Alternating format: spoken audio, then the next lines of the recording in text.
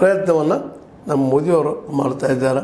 ಅದರಲ್ಲೂ ಬಿಹಾರನ್ನು ಗೆದ್ದೈತಿರ್ಬೇಕು ಮತ್ತೊಮ್ಮೆ, ಅಲ್ಲಿಂದ ನಿತೀಶ್ ಕುಮಾರ್ ಅವ್ರನ್ನ ಸರಿಸಿಬಿಡಬೇಕು ಅನ್ನುವಂಥ ದೊಡ್ಡ ಪ್ಲ್ಯಾನನ್ನು ಮಾಡ್ಕೊಂಡಿದ್ದಾರೆ.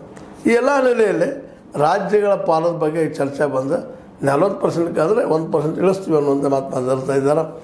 ಆದರೆ 1% ಇಳಿಸಿದ್ರೆ ಎಷ್ಟು ಕಡಿಮೆ ಆಗ್ಬೋದು ಅನ್ನೋದು ನಿಮಗೆ ಗೊತ್ತದೆ. ಈಗಾಗಲೇ 35,000 ಕೋಟಿ ತನಕ ಕೊಡ್ಬೋದು. ಯಾಕಂದ್ರೆ ಮೊದಲು ಹೇಳಿತ್ತು 50,000 ಕೋಟಿ ತನಕ ಕೊಡ್ತಿದ್ರು, ಇನ್ನೂರು ಕಡಿಮೆ ಆಗ್ತದೆ. ಅದಕ್ಕೆ ಇನ್ನೂ ಚೆನ್ನಾಗಿ ಕೊಡ್ತಿದ್ರು. ಈ ರಾಜ್ಯದ ಪಾಲನ್ನು ಕಡಿಮೆ ಮಾಡಿದ್ದಾರೆ. ಇದರಿಂದಾಗಿ ಡೆವಲಪ್ಮೆಂಟ್ಗಳ ವಿಷಯದಲ್ಲೇ ಒಂದಿಷ್ಟು ಏನಪ್ಪ ಅಂತಂದ್ರೆ ಈ ಎರಡೂ ಸಾಧ್ಯತೆಗಳು ಹೆಚ್ಚಾಗಿದ್ದಾವೆ ಅನ್ನೋದು ನಮ್ಮ ರಾಜಕಾರಣಿಗಳ ಅಭಿಪ್ರಾಯ.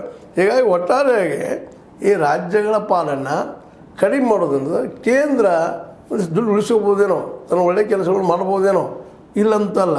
ಆದರೆ ಆಯಾ ರಾಜ್ಯಗಳಲ್ಲೇ ಈ BJP ಮಾಡುವ ತಂತ್ರಗಾರಿಕೆಯಿಂದಾಗಿ ಜನಸಾಮಾನ್ಯ ತೊಂದರೆ ಅನುಭವಿಸೋದ್ರಿಂದಾಗಿ ಅದು ಪಾರ್ಟಿಗೆ ಹೊಡೆದು ಬಿಡುವ ಎಲ್ಲ ಸಾಧ್ಯತೆಗಳಿದ್ದಾವೆ. ಇದೇನೂ ಇರಲಿ, ಈಗ ರಾಜ್ಯಗಳು ತಮ್ಮ ಪಾಲನೆ ಕೇಳ್ತಾ ಇದ್ದಾರೆ. 41% ಕೊಡೋದು ಅಷ್ಟೆಲ್ಲ ಕೊಡ್ರಿ ಅಂತೇಳಿ, ಇನ್ನೂ ಹೆಚ್ಚು ಮಾಡಿರಿ ಅಂತೇಳಿ.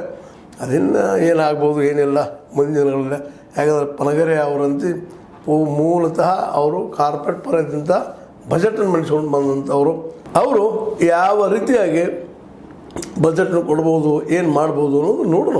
ಆದರೆ ಪಾಲಿನ ಸಲುವಾಗಿ ರಾಜ್ಯ ಮತ್ತು ಕೇಂದ್ರದ ನಡುಕ ಮತ್ತೊಮ್ಮೆ ಹಣಾಹಣಿ ಸ್ಟಾರ್ಟ್ ಆಗಿ ಇದು ಒಂದು ಹೊಸ ವಿಷಯವನ್ನು ಚರ್ಚೆಗೆ ಮುಂದಕ್ಕೆ ತರ್ಬೋದು. ಇದರಿಂದ ಒಂದು ಏನು ಗೊತ್ತಾಗ್ತದಪ್ಪ ಅಂದ್ರೆ ಇದ್ದ ಪರಿಸ್ಥಿತಿಗಳು ಏನು ಕೇಂದ್ರ ಮತ್ತು ರಾಜ್ಯಗಳದ್ದು ಅಂತೇಳಿ ಒಬ್ಬರು ಸತ್ಯ ಒಬ್ಬರ ಸತ್ಯ ಏನದವ ಎಲ್ಲ ಹೊರಗೆ ಬರೋ ಸಾಧ್ಯತೆಗಳಿದಾವೆ.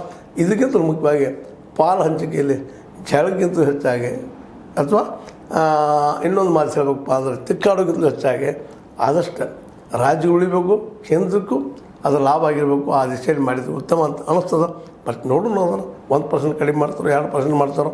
ಆದರೆ ಪಾಲಿನ ಸಲುವಾಗಿ ಮಾತ್ರ ರಾಜ್ಯಗಳ ಪಾಲು, ತೆರಿಗೆ ಪಾಲು ಜಗಳ ಮೊದಲು ನಿರಂತರವಾಗಿ ನಡೀತಾ ಇದೆ, ಮುಂದುವರಿಯು ಸಾಧ್ಯತೆಗಳೆಲ್ಲ ಇದ್ದಾವೆ ಅಂತ ಹೇಳ್ತಾ ಇದು ನಿಮಗೆ ನಿಮಗೆ ಇದೊಂದು ರೀತಿ ಲೈಕ್ ಆಗಿರ್ಬೋದು. ಲೈಕ್ ಮಾಡಿ, ಶೇರ್ ಮಾಡಿರಿ, ಕಾಮೆಂಟ್ ಮಾಡಿರಿ, ಜೊತೆಗೆ ಸಬ್ಸ್ಕ್ರೈಬ್ ನಿಲ್ಲಿಸಿ ಹೋಗಬೇಡ್ರಿ. H16 ನ್ಯೂಸ್ ಅರ್ಥಾತ್ ಸೀತಾರಾಮ್ ಇದು ಸತ್ಯದ ಕೈಗೆ ವಂದನೆಗಳು.